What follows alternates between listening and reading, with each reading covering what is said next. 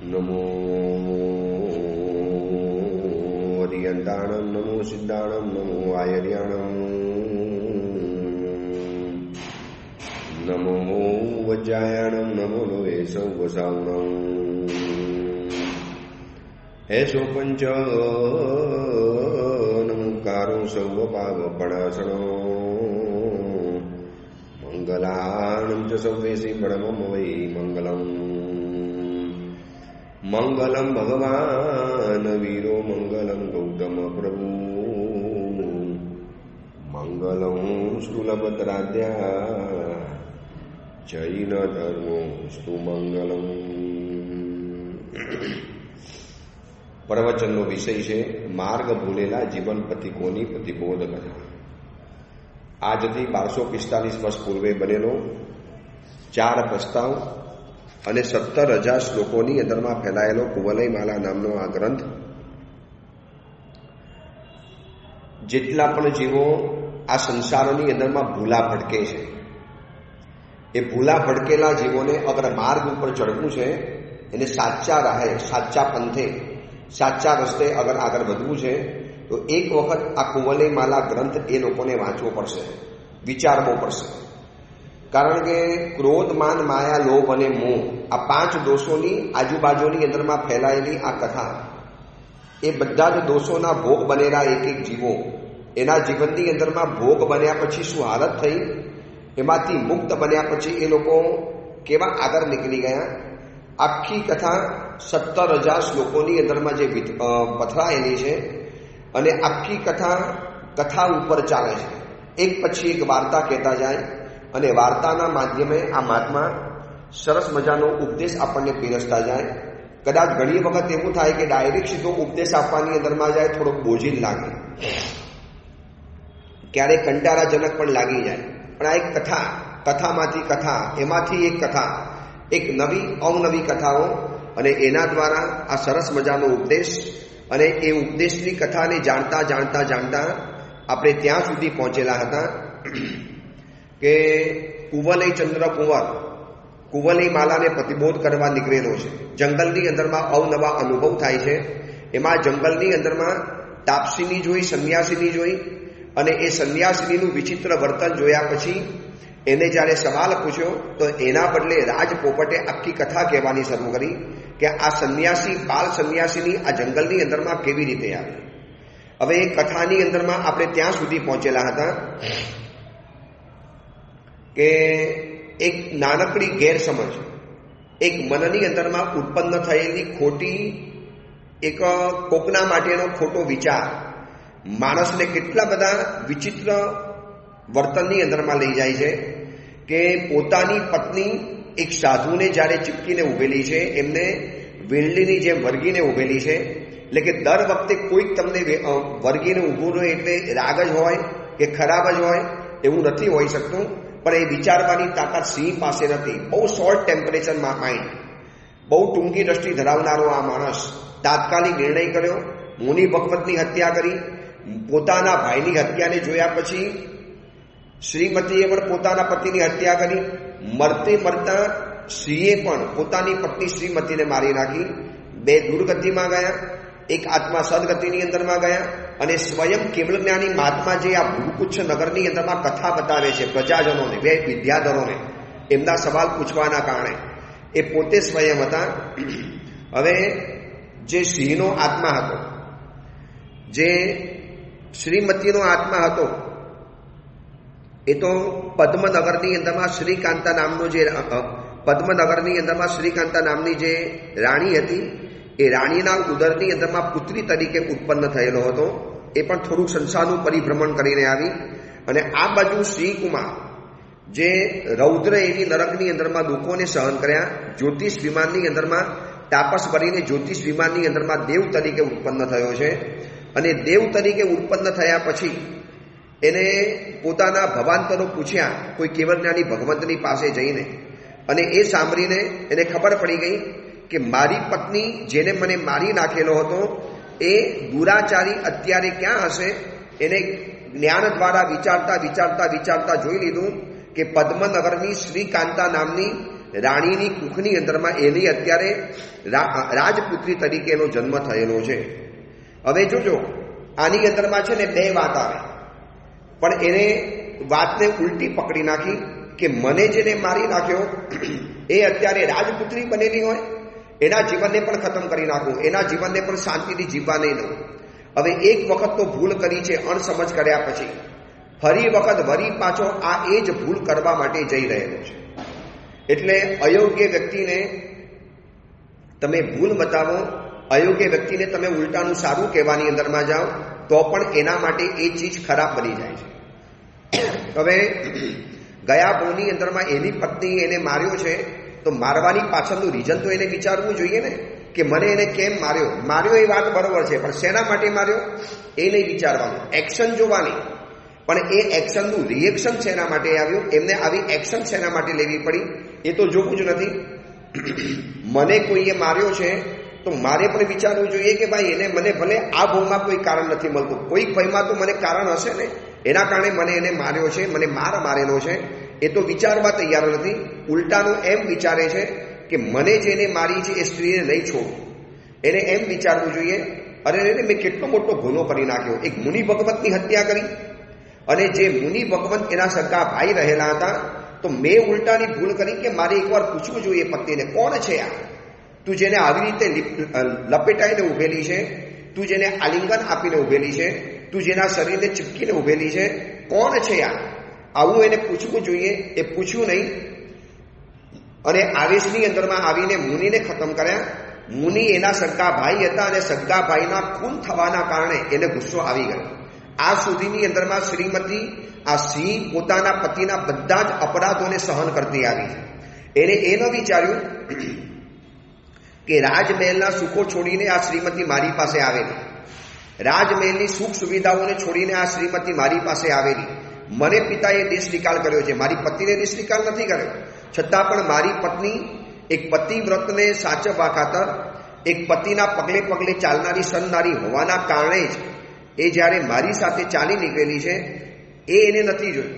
એટલે ઘણી વખત શું થાય ખબર છે, તમે જીવનમાં કોકના માટે 100 ચીજ સારી કરો ને એ કદાચ નોંધ લેવા તૈયાર નહીં થાય, પણ તમે એના માટે એક વખત, ઓનલી વન ટાઈમ, એક વખત તમે એના માટે ખોટું કર્યું બસ, એટલે પછી જો તમે 100 વખત જે સારું કર્યું છે ને એ બધું તમારું નકામું થઈ જવાનું. તમે એને કહો કે ભાઈ એને તારા માટે 100 વખત સારું કર્યું છે, તમે એના ધન્યવાદ ક્યારે આપ્યા? તમે એનો ક્યારે ઇલકાબેને આપ્યો? તમે એનો પુરસ્કાર ક્યારે એને પહોંચાડ્યો? તમે એનું ઇનામ ક્યારે પહોંચાડ્યું? તમે એને ક્યારે અપ્રિશિએટ કર્યો કે ભાઈ તે મારું 100 વખત સારું કરેલું છે, પણ એક વખત તમે એનું બગાડ્યું એટલે જાણે કે તમારો જન્મનો દુશ્મન હોય. આખા સંસારની અંદરમાં અત્યારે આ જ ચાલે છે, પરિવારમાં, સમાજમાં, સંસ્થાની અંદરમાં, સંબંધોના ક્ષેત્રની અંદરમાં. તમે 100 વખત સારું બોલશો ને એનું નહીં જણાય, પણ એક વખત તમે જો એને ખરાબ વાક્ય બોલ્યા, ધમકાવ્યો, દાટ્યો, તમે એના માટે કંઈ ઘસાતું બોલી ગયા, પતી ગયું. આખા સંબંધો ઉપરથી પાણી ફરી જાય. ખબર નથી પડતી કે માણસ આટલું કેમ નથી વિચારતો કે એને 100 વખત મારા માટે સારું કર્યું છે, તો એકાદ વખત એને ખરાબ કરવાનો અધિકાર છે. એને ભૂલથી કરી નાખ્યું, ખબર નથી, અને કદાચ એને ભૂલથી કર્યું કે જાણી જોઈને કર્યું, તો એક વખત તો મોકો મળવો જોઈએ. પૃથ્વીરાજ ચૌહાણે મુસ્લિમ બાદશાહને 21 વખત જીવતો છોડ્યો છે, 21 વખત, કારણ કે હિન્દુસ્તાનના સંસ્કારો હતા. પરંતુ એક વખત પૃથ્વીરાજ ચૌહાણ સંયુક્તાના પ્રેમમાં પડ્યો, એના કારણે પ્રમાદની અંદરમાં રહ્યો, પૂરતી યુદ્ધની તૈયારી ન કરી શક્યો, અને હિન્દુસ્તાનના એક કમનસીબના કારણે છેલ્લો હિન્દુ રાજા હાર્યા એટલે મુસલમાનોના ધાડે ધાડા, વિધર્મીઓના ધાડે ધાડા આ દેશની અંદરમાં આવ્યા. પરંતુ 21 વખત હાર્યા પછી એને જીવતો જવા દીધો છે એ મુસ્લિમ બાદશાહે ન જોયું. એક વખત હાર્યા પછી પૃથ્વીરાજ ચૌહાણ પકડાયો, અને શું એની રૌરવ હાલત કરી છે, કરુણ હાલત કરી છે, એ તો જે જાણકાર વ્યક્તિને પૂછી લો તો ખબર પડે. એટલે આ સંસારોનો નિયમ છે કે તમે કોકના માટે 100 વખત સારું કરશો ને, તમે એના માટે કહેશો એ ક્યારેય પણ એને નહીં ખબર પડે, પણ તમે એને કહેશો ને એ વાક્ય તમારું યાદ લાગી રહેશે. તમે એના માટે કોઈક જગ્યાએ સારું બોલ્યા હશે ને એ કાંઈ નહીં, તમે એને કંઈક ખરાબ વાક્ય કીધું, ધમકાવ્યો, ઉતારી પાડ્યો, જાહેરની તમારા અસભ્ય કદાચ શબ્દ બોલી દીધા, તો એ વખતે એ નહીં વિચારે કે ભાઈ એને 100 વખત મને સારું પણ કીધેલું છે ને, તો એક વખત તો મારે જવા દેવું જોઈએ. નહીં થાય આ સિંહનો આત્મા જે અત્યારે જ્યોતિષ દેવલોકની અંદરમાં ઉત્પન્ન થયો છે, એને એ ન વિચાર્યું કે મારી પત્ની મારા ખાતર બધું છોડીને આવી છે, અરે ગુનેગાર તો હું હતો, એ ભવની અંદરમાં અપરાધી હું હતો, આતતાયી, અવિવેકી, નિર્દય, ક્રૂર, ઘાતકી હું રહેલો હતો. આવા પતિની સાથે જિંદગી વિતાવી, સાથે રહી, છૂટાછેડા પણ લઈ શકતી હતી, એ પિતાજીના ઘરે રહી પણ શકતી હતી, છતાં પણ મારી સાથે આવી. એને ન જોયું, પણ મેં એના ભાઈને માર્યો અને એના ગુસ્સાથી એને મને માર્યો ને હવે એને નહીં છોડ. બસ એ નહીં છોડવાના કારણે દેવતા હતો, સીધો પહોંચી ગયો રાજમહેલની અંદરમાં અને નવજાત બાળકી જે પોતાની ગયા ભવની પત્ની છે એ નવજાત બાળકીને હાથની અંદરમાં ઉઠાવી અને ઉઠાવીને એટલો બધો ક્રોધ આવી ગયો કે હમણાં એનું ગળું દબાવી દઉં, ડોકી મરડી નાખું, આ દીકરી ઉપર પથ્થર ફેંકીને ખતમ કરી નાખું, અથવા તો આકાશની અંદરમાં લઈ જઈ અને એને એવી પછાડું અને એમ કરીને ઉપર ખૂબ આકાશની અંદરમાં ગયો, ક્રોધથી કમતા હોઠવાળો અને ધમધમ રીતે આગળ વધતો બાળકીને ગ્રહણ કરી અને ઉડ્યો દક્ષિણ દિશાના વિંધ્યાચલ પર્વતની ટોચ ઉપર જઈ અને જે ઊંડી ભયંકર ઊંડી ખીણ, બસ ફેંકું આ બાળકીને, ચૂરે ચૂરા થઈ જાય અને મારી ગયા ભવની આ પત્નીએ મને માર્યો છે ને એનો વેરનો બદલો હું લઈ લઉં. આ ક્રોધનો કાતિલ વિપાક. અયોગ્ય વ્યક્તિ સાચી વાત ક્યારે વિચારી નથી શકતી અને ફેંકવાની જ્યાં તૈયારી કરે છે ને એમાં સાવ કુમરા ફૂલ જેવી નવજાત બાળકી, જાણે કે ચંદ્રની ચાંદની જેવી ગૌર વર્ણવાળી, થોડોક અંદરમાં દયાનો ભાવ આવી ગયો કે શું કામ સ્ત્રી જાતને અને બાળકીને મારે મારવી? બે પાપ લાગશે, સ્ત્રી હત્યા અને બાળ હત્યા. આના કરતાં એક કામ કરું, અહીંયાથી ગબડાવું છું પર્વત ઉપરથી, નસીબ હશે તો જીવી લેશે, મને એમાં કોઈ મારવાનો પણ દોષ નહીં લાગે, મને મારવાનું પાપ નહીં લાગે અને આપોઆપ મરી જવાની. અને આ જંગલની અંદરમાં કદાચ પથ્થર ઉપર અફડાઈને ન મરી તો જંગલમાં સિંહ, વાઘ, પશુઓ તો આ જંગલમાં કોઈ ઓછા નથી, કોઈ પણ એનો કોળિયો કરી જવાના, ખતમ કરી નાખવાના, એટલે આપણને પાપ પણ નહીં લાગે, મને બાળ હત્યા પણ નહીં લાગે. એટલે એને શું કર્યું, એ જંગલની અંદરમાંથી એને પર્વત ઉપરથી ત્યાં આગળ એ દીકરીને ગબડતી નીચે મૂકી દીધી. હવે જેને બચાવનારું આ તત્વ, પુણ્ય તત્વ છે ને, ભલે મારનારા હજાર હોય એનું કશું બગડતું નથી. રાજપોપટ એ જંગલની અંદરમાં સંન્યાસિનીના આશ્રમની અંદરમાં આખી કથા કુવલય ચંદ્ર કુંવરને કહી રહેલા છે. અને આ જ કથા ભૃગુ કચ્છ નગરની અંદરમાં કેવલ જ્ઞાની મહાત્મા, એમને બે વિદ્યાધરોએ સવાલ પૂછેલા હતા, ત્યાં પણ આ કથા ચાલી રહેલી છે. જે કથાને આપણે જોઈ રહેલા છીએ એને ઉપરથી એને ગબડાવી મૂકી કે ભલે ને જે થવું હશે થશે, એનું જે થવું એ થાય એમ કરીને જંગલની અંદરમાં ફેંકી દીધી. પરંતુ જેને બચાવનારા છે ને એને આ દુનિયાની અંદરમાં કોઈ મારી પણ નથી શકતું. પડતી અથડાતી કૂટાતી. હવે એનું નસીબ એવું કે ઉપરથી જ્યારે નીચે મૂકી ફેંકી તો નીચે જંગલની અંદરમાં ભાડ એક વૃક્ષ હતું, વૃક્ષની ઉપર આખી લતાઓએ પોતાનો એક મંડપ બિછાવેલો હતો, જાણે કે ગાલીચો. એનું નસીબ એવું કે જે સમયે ઓલા જ્યોતિષ દેવતા એને ઉપરથી નીચે છોડી, દેવતા કે હું જાતે નથી મારતો, ભલે પડશે, નસીબ હશે તો બચી જશે, વરના આપોઆપ બની જશે, મને મારવાનું પાપ નહીં લાગે. એટલે જેવી છોડીને એટલે બરોબર એના નસીબ જોગે એ જ વૃક્ષ ઉપર જઈને સીધી પડી છે. ન હાડકું પણ ભાગ્યું, ન કોઈ શરીરની અંદરમાં ખરો સુદ્ધા આવી. નવજાત બાળકી આટલી ઉપરથી પડે શું હાલત થાય એની? પરંતુ જાણે કે એક માતાનો ખોરો, જાણે એક માતાની ગોદ, એવી સરસ મજાની વૃક્ષની વેલડીઓ હતી, લતા મંડપ હતો અને બરોબર એની ઉપર જઈને એ સીધી નીચે પડી. હવે એની ઉપર પડ્યા પછી વળી પાછી લસરપટ્ટી ઉપર જેમ માણસ નીચે લપસે ને એમ લીસા આ પાંદડા ઉપરથી લપસતી બરોબર ઝાડ નીચે જઈને પડી છે. બરોબર ઝાડ નીચે ન કોઈ ઈજા, ન કોઈ દુઃખ, ન કોઈ તકલીફ, ન કોઈ પીડા, કોઈ ભવનું પુણ્ય હોય અને આ ભવની અંદરમાં એવું આડું આવી જાય કે જે આપણો આવો અણધાર્યો અને ચમત્કારિક બચાવ કરી રહેતો હોય છે. હવે બાળકી તો બચી ગઈ, નવજાત બાળકી છે, તાત્કાલિક ઉપાડીને લઈને આવેલો હતો. હવે તો જો આ સ્ત્રીનું, આ છોકરીનું પુણ્ય જોયું. ઘણી વખત આ ભવની અંદરમાં ગુપ્ત રીતે કરેલી આરાધના, ગુપ્ત રીતે કરેલું સુકૃત, અનામી બનીને કરેલું સુકૃત, જેને આપણે દુનિયાની સમક્ષ જાહેર નથી કર્યું, એનું પુણ્ય જે ઉદયની અંદરમાં આવે છે. હું તમને એક વાત બતાવું. ગઈકાલે અમે કલિકુંડ તીર્થની અંદરમાં હતા. કલિકુંડ તીર્થમાં લગભગ 10 થી 11 વર્ષ પછી આવવાનું થયું. કલિકુંડની અંદરમાં આવી એટલે 2 આકર્ષણ હંમેશા રહે. એક તો પહેલા નંબરની અંદરમાં કલિકુંડના તીર્થના અધિપતિ કલિકુંડ પાર્શ્વનાથ ભગવાનની અદ્ભુત પ્રતિમા, ચમત્કારિક પ્રતિમા, એકદમ મહિમાશાળી પ્રતિમા. એના તો દર્શન કરવાનું મન થાય. પણ જ્યારે પણ કલિકુંડ તીર્થની અંદરમાં આવીએ એટલે અહીંયા એક જીવંત તીર્થ છે જેમનું નામ છે કુમારપાળભાઈ વી શાહ. આ એવું એક જીવંત તીર્થ છે કે મેં તમને કીધું ને, આ અનામી રહીને, દુનિયાથી દૂર રહીને જે તમારી આરાધના તમે દુનિયાની સમક્ષ મૂકતા જ નથી, તમારે દુનિયાની સમક્ષ રજૂ નથી કરવી, જાહેર નથી કરવી. અને આવી એકાદ આરાધના નહીં, ઓછામાં ઓછી આવી સેંકડો પ્રકારની સુકૃતોની આરાધના આ કુમારપાળભાઈ વી શાહે એ જીન શાસનની અંદરમાં અદ્ભુત રીતે કરેલી છે. જે જાણે છે એને ખબર છે કે કુમારપાળભાઈ કોણ છે. સ્વનામ ધન્ય આ વ્યક્તિ અત્યારે 78 વર્ષની ઉંમરની અંદરમાં પણ યુવાનોને શરમાવે એવા સ્ફૂર્તિથી કાર્યો કરવાના. જીન શાસનના કયા ક્ષેત્રની અંદરમાં કુમારપાળભાઈએ કામ નથી કર્યું એ સવાલ છે.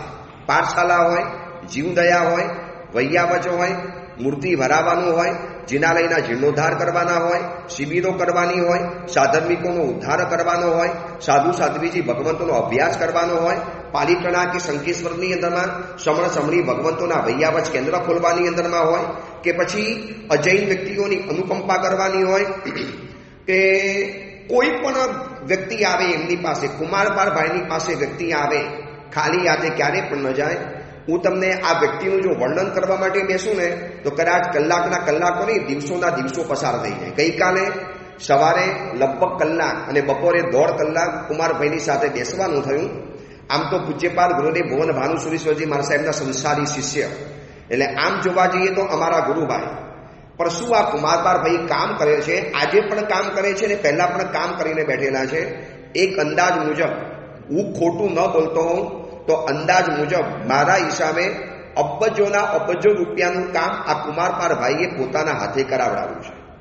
એમની ઉપર લોકોને એટલો બધો અપરંપાર વિશ્વાસ છે, એટલો અપાર વિશ્વાસ છે કે આમ લોકો ઓફરની ઓફર આપી જાય. કુમારભાઈ 5 કરોડ, કુમારભાઈ 15 કરોડ, કુમારભાઈ 60 કરોડ, કુમારભાઈ આટલા પૈસા મારે વાપરવા છે, બસ અમને સારી જગ્યા બતાવો. અને એના પૈસા લેવાના નહીં, એ પાર્ટીને લઈ જાય એ જગ્યા ઉપર. જો તમારે શાસનનું કાર્ય કરવું છે, આ ફલાણી જગ્યામાં. હમણાં તમને લેટેસ્ટ વાત બતાવી દઉં. 128 વર્ષ જૂની મહેસાણાની અંદરમાં ચાલતી જૈન શ્રેયસ્કર પાઠશાલા. જે સમયમાં આ પાઠશાલા નામનો કન્સેપ્ટ હતો ત્યારે એ સમયની અંદરમાં એક શાવકે મહેસાણાની અંદરમાં આ પાઠશાલાની સ્થાપના કરી. અને એ સ્થાપના કર્યાને 128 વર્ષ પરિપૂર્ણ થઈ ગયા. હવે એ પાઠશાલા સાથે કુમારભાઈને શું લેવા દેવા, પણ એમને એમ લાગે કે જીન શાસનનું કોઈ પણ અંગ સીધાતું હોય ત્યાં કુમારભાઈ પહોંચી જાય. પછી ચાહે મચ્છુ ડેમ હોય ત્યાં પણ ગયેલા, બાંગ્લાદેશની અંદરમાં વર્ષો પહેલા ભયંકર હોનારત થયેલી ત્યાં પણ કામ કરવાની અંદરમાં ગયા હતા. કયા ક્ષેત્રમાં ભૂકંપ આવે ગુજરાતની અંદરમાં પહોંચી જવાનું, પાણીની રેલ આવે પહોંચી જવાનું, કોરોના મહામારી આવે, આ કોરોનાની મહામારીની અંદરમાં 1 વર્ષની અંદરમાં કરોડો રૂપિયા એમને સાધર્મિક જૈન શાવકોના ઘરોની અંદરમાં પહોંચાડ્યા છે. કોઈ દુનિયાની અંદરમાં જાહેરાત નહીં.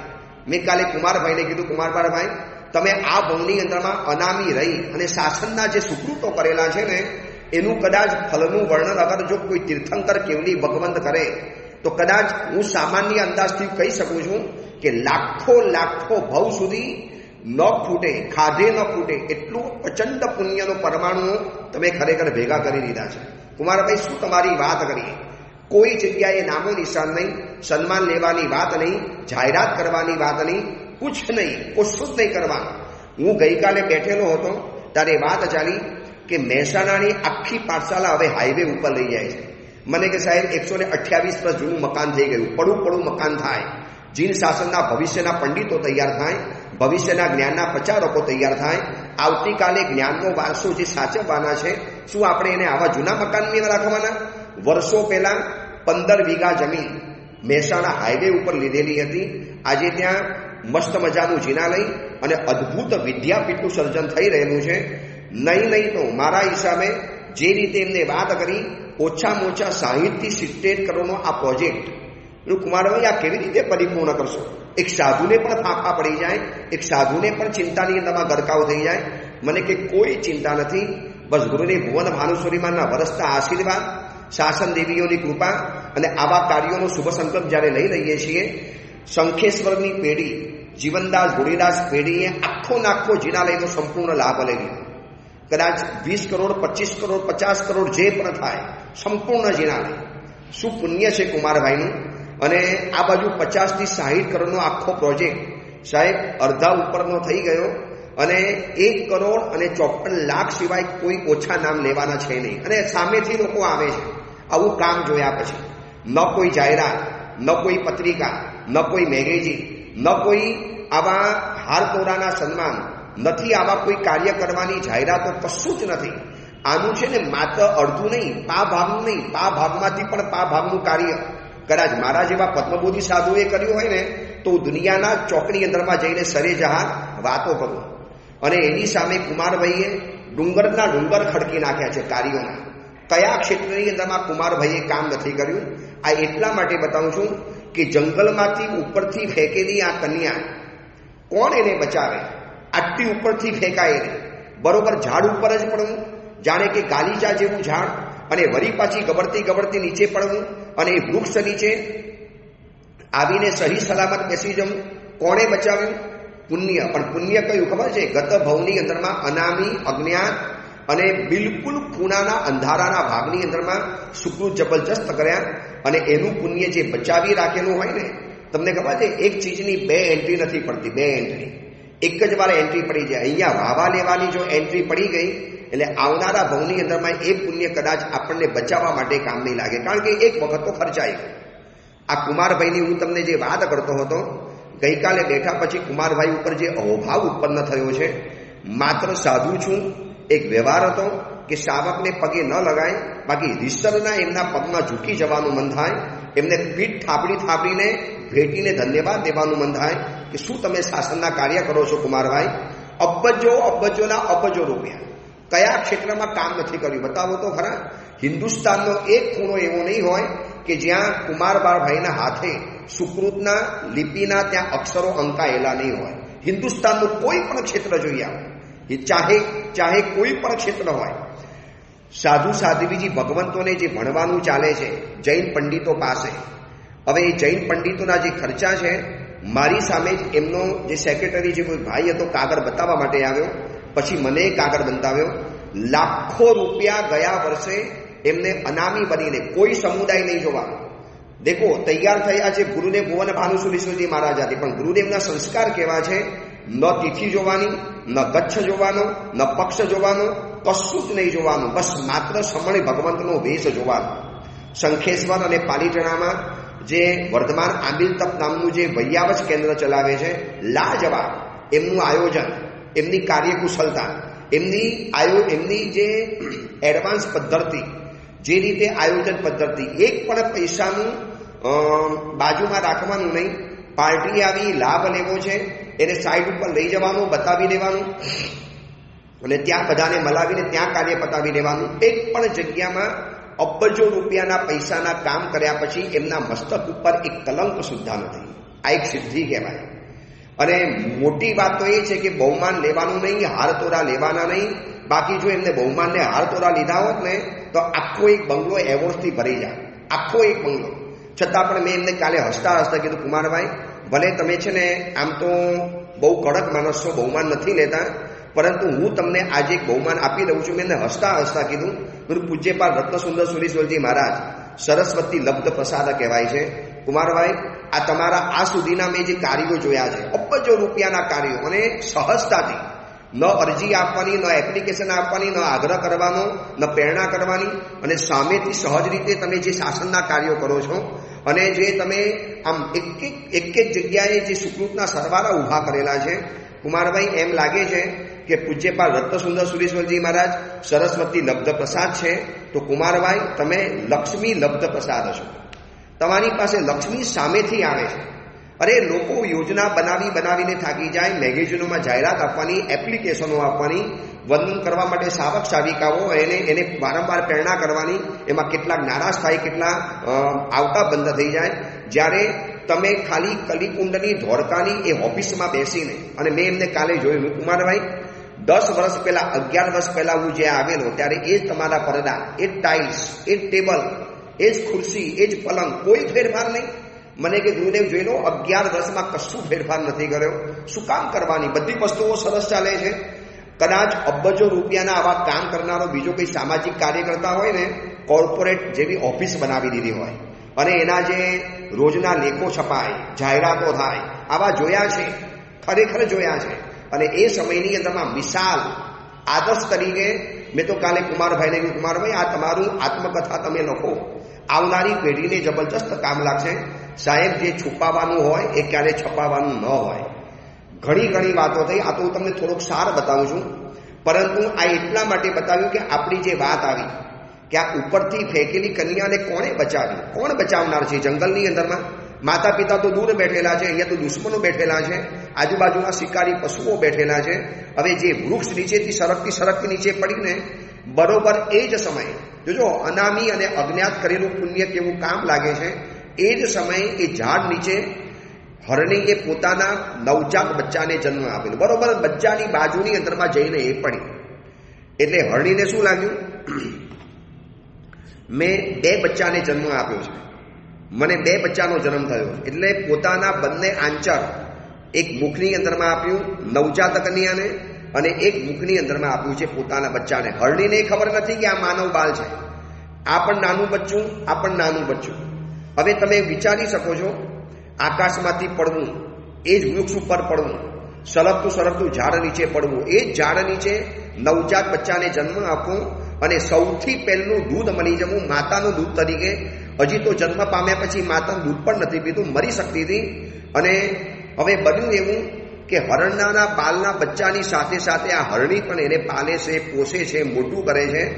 અને નાની ઉંમરથી એને પોતાની જાતે માની લીધી કે હું પણ હરણ છું, હું પણ આ પશુઓની સાથે મારી દુનિયા છે. બસ એની પણ જિંદગી એની સાથે થવા માંડી. પશુઓની સાથે રહેવાનું, પશુઓની સાથે જીવવાનું. અને ભવિષ્યવતાના યોગે એ જ સમયમાં હરણીએ બચ્ચાને જન્મ આપ્યો, પ્રસૂતિ કરી. એની સાથે સાથે એ જઈને પડી અને એની સાથે સાથે વૃદ્ધિ પામતી ગઈ. અને એક સ્તનથી દૂધ પીવે હરણનું બચ્ચું, બીજા આંચરથી દૂધ પીવે આ બાલિકા. અને ધીરે બાલિકા મોટી થતી ગઈ, દૂધ મળતું ગયું. અને હરણાની જેમ ઘાસ ખાવાનું, ફળ વગેરે ખાવાના, પાણી વગેરે પીવાનું. ત્યાંની વાંસની જારી વાળું જે છે અને એની ઉપર જે વેલડી પથરાયેલી હોય એવા લતા ગૃહો એ એનું ઘર. એના માટે ઘર કયું? ત્યાં વાંસની જારી ઉપર જે વેલડીઓ પથરાયેલી હોય એ એનું ઘર, જેમાં પક્ષીઓ ત્યાં સાથે રહેવાનું. પછી એના સગાવાલા કોણ? તો આ બધા પક્ષીઓ, નિસ્વાર્થ પક્ષીઓ. વાનરના બચ્ચાઓ એના બંધુઓ, વૃક્ષો એ બધા એના મિત્રો. પછી વનફળ એ એનો ખોરાક, ઝરણાનું નિર્મલ પાણી એ એના માટે પીવાનું પાણી, અને શિલાતલ એ એના માટે શયન, અને મૃગલાઓની ટોરાની પીઠ ઉપર ખંજવારું એ એની રમત. બસ આવી રીતે આ બાળકી મોટી થઈ. વિચારી શકો છો, નાની ઉંમરથી મનુષ્ય હોવા છતાં મનુષ્ય રીતે ઉછરી જ નથી, એ પશુ સાથે રહી છે. પશુની સાથે સૂઈ જવાનું, પશુની સાથે રમવાનું, પશુની સાથે બોલવાનું, અને જંગલમાં પણ એવી રીતે દોડવાનું. આ સંસ્કાર એવી રીતે પેદા થાય છે. માત્ર શરીર સ્ત્રીનું છે, આકાર મનુષ્યનો છે, બાકી બધું જ એનું હરણાની જેમ ચાલે છે. એ બચ્ચા જ્યાં સૂવે ત્યાં સૂવાનું, વાનરોની સાથે રમવાનું, કારણ કે એને મનુષ્ય જોયો જ નથી અને પોતે મનુષ્ય છે કોઈને ભાન નથી. એટલે જંગલના આવા જે નાના પશુઓ છે એની સાથે જીવતા આ સ્ત્રી મોટી થતી ગઈ. વૃક્ષોની નીચે જગ્યાએ ઘર, ફલ, ખોરાક, શિલાતર, શયન, મૃગકુલના જે મિત્રો એને અરણ્યની અંદરમાં રહેવાનું. અને મૃગલાના ટોળકાની અંદરમાં ટોળીમાં ઉછેલી જે આ કન્યા, અને માણસને દેખીને જેમ હરણના બચ્ચા ભાગે ને એવી રીતે આપણે ભાગી જાય. એને એમ જ લાગે કે ભાઈ હું માણસ નથી. દૂરથી કોઈ મુસાફર જંગલમાં આવ્યો હોય અને ભાગી જાય, અને એ પણ એવી રીતે ભાગી જાય. અને એ વખતે કેવળજ્ઞાની મુનિવર કહે છે, રાજપોપટ કુવલય ચંદ્રકુંવરને કહે છે કે ઓલા કેવળજ્ઞાની મુનિવરે બે વિદ્યાધરોને સવાલમાં પૂછ્યું કે તમે જે કન્યા જોઈને એ કન્યા બીજી કોઈ નથી, બસ એ જ કન્યા છે. એ રાજપુત્રીને એ સિંહનો આત્મા ઉઠાવીને લઈ આવું ગયા ભવની પત્નીના વેરના કારણે, અને એને તમે જે જોઈ એ જ છે, બસ એ જ આની આ જિંદગી છે. અને આવી રીતે એ જિંદગી જીવતી હતી.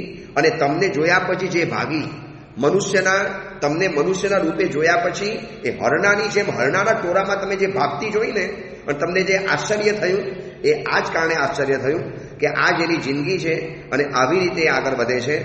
હવે બે વિદ્યાધરોએ બીજો સવાલ પૂછ્યો અને એ સવાલની અંદરમાં કેવળજ્ઞાની મહાત્મા શું કહે છે એની પણ અદ્ભુત કથા છે.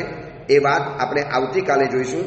આ કથા જાણ્યા પછી તમને થશે ને કે મોગલીનું પાત્ર જેમ આજે જંગલ બુકના મૂવીની અંદરમાં આવેલું, તો 1200 વર્ષ પહેલા આવા જ મોગલી જેવા પણ વ્યક્તિઓ હશે જે આ મહાત્માએ લખેલા છે.